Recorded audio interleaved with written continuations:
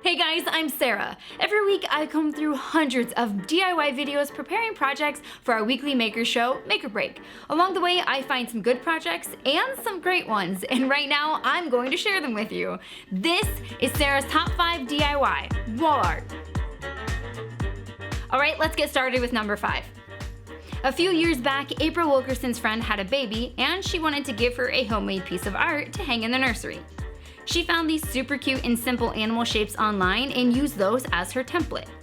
Once she figured out how she wanted the back to look, she made the stencils for each shape that would make up the little animals. Using a scroll saw to cut out each shape made for really easy work. Now it's time for paint. And I am so glad I am not the only one who has dozens of paint options laying around from past projects. You can't throw that away. What if you need that again? Alright, next she laid the animals where they needed to go and then glued them into place. After adding a little frame, it was ready to hang on the wall. Make It Now is number 4 with his giant wall map. Claudio started off his project by pulling several pieces of lumber off of his rack and ripping them down to 2, 3, 4, and 6-inch widths. Because he didn't want it to look uniform, he made sure to cut the boards down to random lengths until he was happy with how it looked all together. After some slight rearranging, he was ready for the glue up. After it dried, he cut the excess boards off and stained it this pretty dark stain so that the white map would really stand out. Now, this specific stencil that he chose was very detailed and a pain in the butt, so making sure the borders were all held down while painting was a challenge. But he did a really good job. The map turned out great.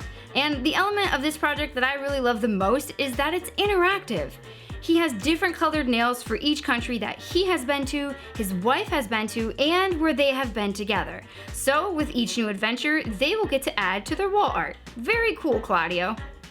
Number 3 is Bob's 2-car garage. This is Bob. He turned an audio wave into a work of art. This thing looks incredible. He built this for a film studio, but I would love to have my favorite song or a small message from a loved one hanging on my wall. Okay, so this was not a small project. So Bob quickly got to work figuring out how many pieces of walnut it would take and what sizes he would need, which ended up being over 100 different lengths. So wasting no time, he got busy cutting. He really put in extra effort here and routed every piece to give it a smooth finish. Next, he laid out the pieces and built the frame to fit the artwork.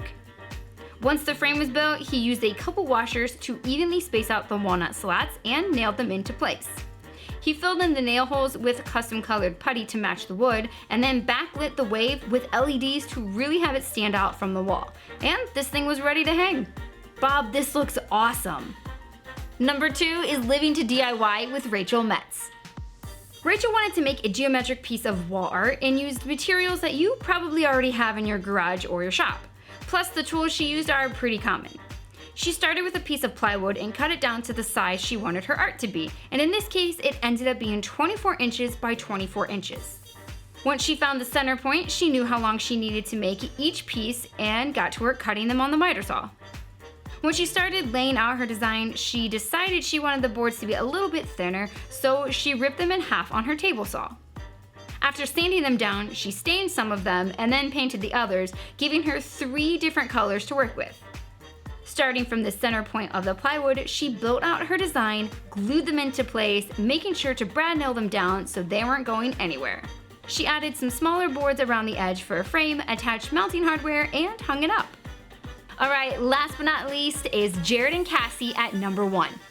Okay, so I love bright, bold colors and fun patterns, so this piece really jumped out to me. Plus, Jared is pretty entertaining to watch.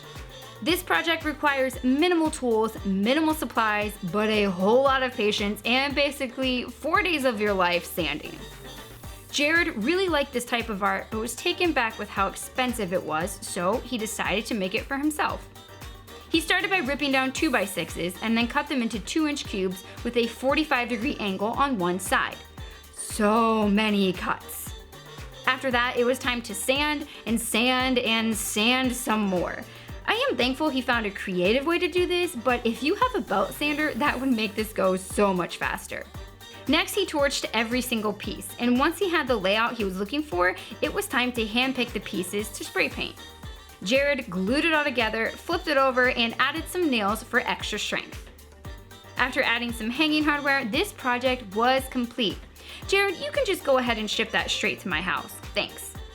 Alright guys, do me a favor and like this video, and if you have not already subscribed to Belts and Boxes, please do that now and hit that bell so you don't miss any of our videos that come out during the week.